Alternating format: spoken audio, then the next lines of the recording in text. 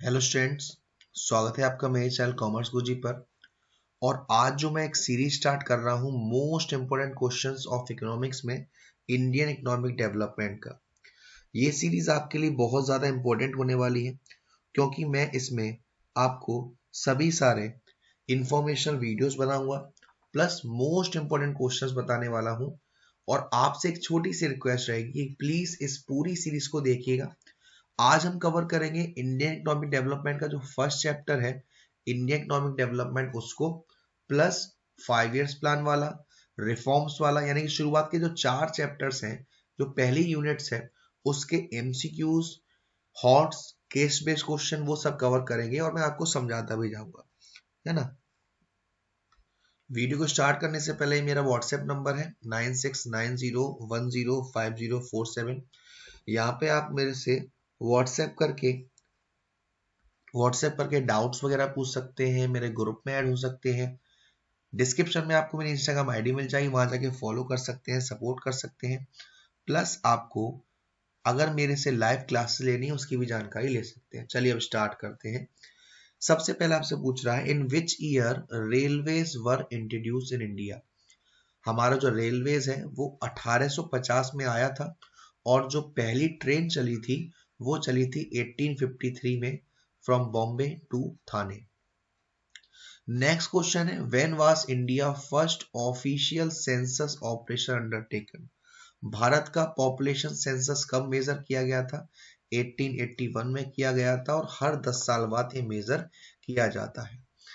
Major contribution जो हमारी country में जीडीपी में जाता है on the eve of independence समय किसका ज्यादा था? एग्रीकल्चर सेक्टर का ज्यादा था, क्योंकि जो वर्किंग पॉपुलेशन थी वो 72% हमारी कहाँ काम कर रही थी? वो हमारी काम कर रही थी एग्रीकल्चर सेक्टर में, लेकिन 50% का जो कंट्रीब्यूशन था वो वहां पर जा रहा था। फिर आपके लिए जो इम्पोर्टेंट है ये है, when was the planning commission setup. Planning commission setup हुआ था 1950 में, जिसके आर्किटेक्चर थे प्रोफेसर पीसी महान लाल नोबिस और चेयरमैन थे उस समय हमारे Jawaharlal Nehru ji. First 5 year plan कब इंट्रोड्यूस किया गया था? फर्स्ट 5 ईयर प्लान हमारा आया था 1951 से लेकर 1956 तक। 8th क्वेश्चन में आपसे पूछा है कि इनमें से कौन सा 5 ईयर प्लान का गोल नहीं है? तो ग्रोथ होता है, लैंड रिफॉर्म्स, मॉडर्नाइजेशन, इक्विटी। ये लैंड रिफॉर्म्स इसका गोल नहीं है। Which of these is a central problem of an economy. सारी सेंट्रल प्रॉब्लम है, what to produce, how to produce, whom to produce, तो इसका आंसर होगा all of these.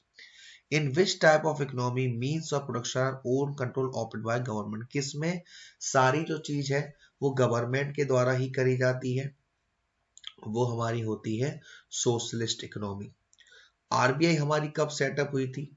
RBI setup हुई थी 1935 में। उसके बाद 14 बैंक नेशनलाइज हुई थी 1969 में और फिर 6 बैंक नेशनलाइज हुई थी 1980 में। ठीक है, फिर उसमें आगे आपको दे रखा है, the Indian economy on the eve of independence was, क्या थी? डेवलप नहीं थी, अंडर डेवलप। बी और सी इसका स्टैग्नेंट कह सकते हो। स्टैग्नेंट का मतलब ऐसी इकोनॉमी जो कहीं पर रुक गई है, फंस गई है, और बढ़ रही है तो बहुत ही धीरे धीरे बढ़ रही है। ठीक है ना। उसके बाद आपसे कहा जा रहा है कि जो लैंड होल्डिंग थी इंडिपेंडेंस के टाइम वो क्या थी? फ्रेगमेंटेड थी और स्मॉल थी, यानी कि टुकड़ों में होता था, एक टुकड़ा यहाँ एक टुकड़ा वहां। तो स्मॉल एंड फ्रेगमेंटेड होल्डिंग हुआ करती थी। Farming which focus on basic need of the family, इसको हम क्या कहते हैं? सबसिस्टेंस फार्मिंग, यानी कि जो फार्मर्स होते थे वो सिर्फ उतना उगाते थे कि सिर्फ वो खा सके, है ना। ज्यादा नहीं उगाते थे, उन्हें सिर्फ इतना ध्यान रहता था कि हम इतना उगा लें कि हमारा खाना पीना हो जाए उसमें। डिके ऑफ हैंडीक्राफ्ट किसकी वजह से आया? सारे चेंजेस हैं, ब्रिटिश की जो टैरिफ पॉलिसी थी उसकी वजह से भी आया था, कंपटीशन मिल रहा था मशीन मेड प्रोडक्ट्स से, तो यानी कि all of these. Suez canal कब ओपन किया गया सर? स्यूज कैनल ओपन किया गया था 1869 में। ठीक ना। स्यूज कैनल क्या था? पानी के सहारे रास्ता था, आर्टिफिशियल, जहां से जो हमारे ब्रिटिशर्स थे ये जो रॉ मटेरियल को इंपोर्ट एक्सपोर्ट कर रहे थे वहां से बना बनाया सामान आ रहा था, यहाँ से रॉ मटेरियल जा रहा था, तो पहले उस पर काफी ज्यादा खर्चा हो जाता था, लेकिन ऐसा करने से उनका जो खर्चा हो रहा था वो अब कम हो रहा था। On the eve of independence India exporter किस चीज का था? प्राइमरी प्रोडक्ट्स का। इंडिया से रॉ मटेरियल एक्सपोर्ट होता था और वहां से बना बनाया गुड्स इंपोर्ट होता था, ठीक है ना। हाई इन्फेंट मोर्टेलिटी क्या बताती है? पॉवर्टी भी बताती है और पुअर हेल्थ केयर, यानी कि ए और बी। फिर आपके लिए इसमें और इम्पोर्टेंट ये कह सकते हैं 20 वाला, कॉलोनियल पीरियड में हमारा जो डेमोग्राफिक प्रोफाइल था वो बर्थ रेट हाई थी, डेथ रेट भी हाई थी और इन्फेंट मोर्टेलिटी रेट भी हमारी ज्यादा थी, यानी कि ऑल ऑफ दीज इसका आंसर होगा। On the eve of independence ज्यादा से ज्यादा जो पॉपुलेशन थी वो कहाँ काम कर रही थी? एग्रीकल्चर सेक्टर पर काम कर रही थी सर। एग्रेरियन रिफॉर्म्स का मतलब क्या होता है? ऐसे रिफॉर्म जो एग्रीकल्चर सेक्टर्स में होंगे, वो भले ही टेक्निकल हो या लैंड रिफॉर्म हो, यानी कि दोनों। सी होगा इसका answer, A and B. Which of the following is the reason for the backwardness of agriculture? इनमें से कौन सा रीजन है हमारा बैकवर्डनेस की वजह से? तो इसका बेस्ट आंसर तो ये होगा, लेकिन आप इसे ऑल ऑफ दीज भी कर सकते हैं, क्योंकि वो भी हमें बैकवर्ड एरिया में ढकेलते हैं। फिर आपसे कह रहा है प्राइस नहीं, ये यहाँ use of chemical fertiliser has lead to, ज्यादा से ज्यादा अगर हम केमिकल फर्टिलाइजर का यूज करेंगे तो उससे क्या होगा? उससे हमारी जो सॉइल फर्टिलिटी है वो बेकार हो जाएगी। तो इसका हम rise in following, which of the following sector was the chief source of employment? ये इसमें हमारा एग्रीकल्चर था भाई। डिसगाइज अनएम्प्लॉयमेंट किस में ज्यादा देखा जाता है? एग्रीकल्चर सेक्टर में ज्यादा देखा जाता है। हमारे जो फार्मिंग है वो सबसिस्टेंस ओरिएंटेड सभी फार्मर से देखा गया था। Which of the following is a technical reform? जो हमारा एग्रीकल्चर में चेंजेस आए थे, एग्रीकल्चर रिफॉर्म्स आए थे, उनमें से इनमें से कौन सा टेक्निकल रिफॉर्म था? तो टेक्निकल रिफॉर्म था हमारा use of chemical fertilisers, HYV seeds का इस्तेमाल किया जाता था हमारा। अगर पब्लिक सेक्टर एंटरप्राइज काम करेगा तो वो ज्यादा से ज्यादा किसके लिए काम करेगा? सोशल वेलफेयर के लिए काम करता है हमारा। Which of the following was an obstacle in the development industry after independence? Economic infrastructure की कमी थी, इंड्यूसमेंट टू इन्वेस्ट था, लैक ऑफ कैपिटल था, यानी इसका आंसर होगा ऑल ऑफ दीज, ठीक है। फिर आपसे रखा है which of the following is a typical characteristics, तो इसमें आप बोथ कर देंगे ए और बी, यानी 35 का आंसर हो जाएगा डी। इन्वेस्टमेंट लिमिट आपको याद करनी है, उसके बाद देखता हूं मैं आपके लिए और कुछ इंपोर्टेंट हो।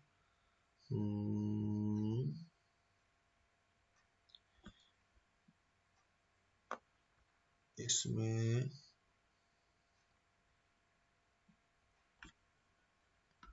और तो सब टैरिफ वाले हैं, यानी कि इसमें जो खास खास थे वो हमने देख लिए। अब इसके अदर्स क्वेश्चन की तरफ चलते हैं। हाँ, ये और देख लीजिए कि इसमें से कौन सा इनडायरेक्ट टैक्स है। तो ये गुड्स एंड सर्विस हमारा इनडायरेक्ट टैक्स है, ठीक है ना, ये आप याद रखिएगा। गुड्स एंड सर्विस हमारा एक इनडायरेक्ट टैक्स है।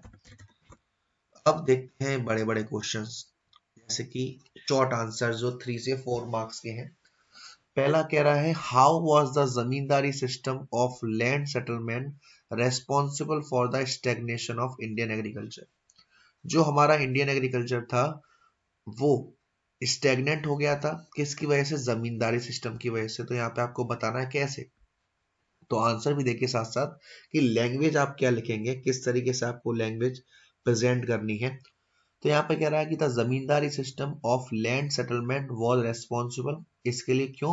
क्योंकि जमींदारी सिस्टम की वजह से जो परमानेंट ओनर थे सॉइल के वो कौन बन गए थे? जमींदार बन गए थे, परमानेंट ओनर। जमींदार एक फिक्स्ड सम देते थे गवर्नमेंट को और ज्यादा से ज्यादा पैसा किससे लेते थे? कल्टीवेटर से। तो ये इसका रीजन था। फिर आपसे पूछा गया है explain the state of industry in India. तो इंडस्ट्रीज का क्या हाल था? The role of the public sector in development of industry was restricted to railways, power generation, ports and some other department. यानी जो पब्लिक सेक्टर खर्चा वगैरह कर रही थी वो इन एरियाज में कर रही थी, इन एरियाज में ज्यादा फोकस कर रही थी। वो कौन कौन से? रेलवेज वगैरह, पोर्ट्स वगैरह। जो ट्रेडिशनल हैंडीक्राफ्ट इंडस्ट्रीज थी वो खत्म सी होती जा रही थी। फिर आपसे पूछा गया है is it correct to say that the Indian economy was turn into colonial economy by the Britishers? तो ये बात बिल्कुल सही है, क्योंकि वहां से यहाँ इंडिया से रॉ मटेरियल एक्सपोर्ट हो रहा था और वहां से बना बनाया गुड्स आ रहा था। फिर आपसे पूछा गया है क्या ऑब्जेक्टिव थे ब्रिटिश सरकार के इंफ्रास्ट्रक्चर करने के लिए, वो रेलवेज वगैरह लाए, ट्रांसपोर्ट की फैसिलिटी लाई, ऐसा क्यों करा जा रहा था? क्योंकि वो लोग जो भी इंपोर्ट एक्सपोर्ट कर रहे थे उसमें काफी खर्चा आ रहा था, काफी कॉस्ट इनकर कर रही थी। तो इन चीजों के आने से उनकी जो लागत हो रही थी वो कम खर्च हो रही थी, कॉस्ट जो है वो कम खर्च हो रही थी। फिर ये एक हॉट्स का क्वेश्चन है, composition of foreign trade of any country tells about the nature of commodity that are exported and imported। जो भी हम फॉरेन ट्रेड कर रहे हैं तो उससे मालूम पड़ता है कि हम किस नेचर का ट्रेड कर रहे हैं। तो what can you state about the composition of foreign trade? Independence के टाइम पे हमारा जो कंपोजिशन ऑफ फॉरेन ट्रेड था वो कैसा था भाई? The British follow a typical colonial pattern of trade in India where it was made to serve the interest. British सरकार ऐसा फॉरेन ट्रेड कर रही थी जो उसके भले के लिए यूज हो रहा था। इंडिया से रॉ मटेरियल एक्सपोर्ट किया जाता था ब्रिटेन में और उस पर कोई भी टैक्स नहीं था, और भारत में बना बनाया गुड्स आता था ब्रिटेन से, उस पर भी कोई टैक्स नहीं था। Thus India was reduced to being a source of food for the British. तो भारत सिर्फ ब्रिटिश के बेनिफिट के लिए ही बन के रह गया था, क्यों? ब्रिटेन सरकार की वजह से। फिर और तो ये आपका, हाँ ये पीडीएफ भी अगर आपको चाहिए तो पीडीएफ मेरे से ले सकते हैं। और मैं आपके लिए क्वेश्चन देख लेता हूँ। इसमें पूछा गया है were there any positive contribution made by the British in India? इसको आप कर लेना। ब्रिटिश सरकार ने कॉमर्शलाइजेशन किया था। पहले लोग सब्सिस्टेंस फार्मिंग करते थे, यानी सिर्फ इतना उगाते थे जितना उनके लिए जरूरी है। अब ज्यादा उगाने लग गए थे जिसकी वजह से उन्हें फायदा हो रहा था, प्रॉफिट आ रहा था उनके पास, है ना। प्लस लोगों के पर जॉब मिल रही थी, लोगों का तरीका बदल रहा था, और जो फेमिनी था यानी कि भुखमरी था वो कम हो गई थी। फिर आपसे 10th में पूछा है एक्सप्लेन ग्रोथ विद इक्विटी। जो प्लानिंग के ऑब्जेक्टिव है ग्रोथ विद इक्विटी वो क्या बताता है? तो इकोनॉमिक ग्रोथ हमारी बढ़ेगी अगर हम सबको लेके चलेंगे। तो इक्विटी का मतलब है रिडक्शन इन इनइक्वालिटी, जो असमानता होती है सबको बराबर बढ़ने का मौका देना, है ना। सबको इक्वल राइट्स होने चाहिए, सबकी जो सैलरी बढ़ रही है वो सेम रेट से बढ़े, परसेंटेज के हिसाब से बढ़े। तो ये हमारा इक्वलिटी की तरफ जस्टिफाई करता है। फिर आपसे पूछा गया है, चलिए ये अच्छा क्वेश्चन है, तो public sector is very essential for industry, many public sector undertaking incur huge loss and are a drain on the economic resource. इसके बारे में बताना है। देखो बहुत सारी जो पब्लिक सेक्टर है उन्हें घाटा हो रहा है, लेकिन फिर भी वो बहुत सारी चीजों पर फोकस कर रही है। तो पब्लिक सेक्टर में क्यों चाहिए? अगर हमें स्ट्रॉन्ग इंडस्ट्रियल बेस चाहिए तो हमें पब्लिक सेक्टर की जरूरत है। इंफ्रास्ट्रक्चर का डेवलपमेंट करने के लिए हमें पब्लिक सेक्टर की जरूरत है, क्योंकि वहां पे ज्यादा पैसा चाहिए होता है। बैकवर्ड एरियाज का डेवलपमेंट करने के लिए जरूरत है, सेविंग वगैरह करने के लिए जरूरत है, ये सारी चीजें। फिर हाँ, रिफॉर्म्स के बारे में आपको ध्यान रखना है। एग्रेरियन जो रिफॉर्म्स हुए थे, लैंड रिफॉर्म जो हुए थे, जमींदारी सिस्टम खत्म कर दिया गया था, रेंट सिस्टम 2/3 की जगह 1/3 कर दिया गया था। टेक्निकल रिफॉर्म्स हुए थे जहाँ पे HYV सीड्स का इस्तेमाल हुआ था। इन सब के बारे में आपको पढ़ना है। ये आपको दे रखा है कि कितने कितने परसेंटेज से ये जो चेंजेस हुआ उसमें बढ़ाव देखने को मिला। बाकी जो अदर इम्पोर्टेंट क्वेश्चन है वो दे रखे हैं कि कौन कौन से इकोनॉमिस्ट थे जिन्होंने भारत की नेशनल इनकम को एस्टिमेट किया था। तो ये सबके नाम हैं, लेकिन सबसे सही एस्टिमेशन थी वो VKRV राव की थी। आपको पता नहीं कि उस समय कौन सी इंडस्ट्री चल रही थी, तो उस समय एक ही इंडस्ट्री चल रही थी, TISCO, Tata iron and steel company, 1907 में। उसके बाद टू फोल्ड मोटिव क्या था हमारे सिस्टमेटिक का, वो आपके लिए एक इम्पोर्टेंट क्वेश्चन है। ट्रेडिशनल हैंडीक्राफ्ट गुड्स कैसे बर्बाद करे गए, वो आपके लिए इम्पोर्टेंट क्वेश्चन है। ये आपके लिए मोस्ट इंपोर्टेंट क्वेश्चन है। आपको क्रिटिकली अप्रेस करना है। कुछ शॉर्टफॉल हुई थी जो इंडस्ट्रियल पॉलिसी आई थी, उसमें कुछ कमियां देखने को मिली, वो कमियों के बारे में आपको बताना है। और एज इट इज में आंसर भी दिए हुए हैं ताकि आपको किसी के आंसर्स करने में दिक्कत नहीं आए, ठीक है ना। कब सेंसस मापा गया था, ये सारी चीजें आपके मोस्ट इंपोर्टेंट क्वेश्चंस या टॉपिक हैं। अब मैं आपको अपनी तरफ से बता देता हूं इसके बीच में कौन कौन से मोस्ट इंपोर्टेंट क्वेश्चंस आपके लिए हैं। देखिए सबसे पहले तो आपको ये तीनों चैप्टर्स में जो डेट्स वगैरह हैं वो मैं स्पेशल उसके लिए एक वीडियो लाऊंगा अलग से, जिसमें मैं आपको पूरी डेट्स डाटा वगैरह बताऊंगा कि पूरी डेवलपमेंट में कौन कौन सी डेट्स हैं, कौन कौन सा डाटा है जो आपके लिए जरूरी है। प्लस फीचर्स क्या आते हैं हमारे इंडियन इकोनॉमी के, कब, on the eve of independence. Agriculture के फीचर्स क्या थे, कैसे उन्होंने हमारे एग्रीकल्चर सेक्टर को, इंडस्ट्री सेक्टर को, फॉरेन सेक्टर को बर्बाद कर दिया गया। स्यूज कैनल कब आया था, रेलवेज कब आया था, उसके पॉजिटिव इम्पैक्ट क्या थे, नेगेटिव इम्पैक्ट क्या थे, प्लानिंग कमीशन कब आया था, 5 ईयर प्लान के ऑब्जेक्टिव क्या है, और इस प्लान को पॉजिटिव और नेगेटिव क्या चीजें मिली। रिफॉर्म्स हमारे क्या क्या हुए थे, किस किस तरीके से हुए थे, एग्रीकल्चर रिफॉर्म में क्या क्या रिफॉर्म्स हुए, क्या क्या चेंजेस देखने को मिले, इसके पॉजिटिव और नेगेटिव इम्पैक्ट क्या था। इकोनॉमिक रिफॉर्म जो आए थे 1991 में, लिबरलाइजेशन, ग्लोबलाइजेशन, प्राइवेटाइजेशन।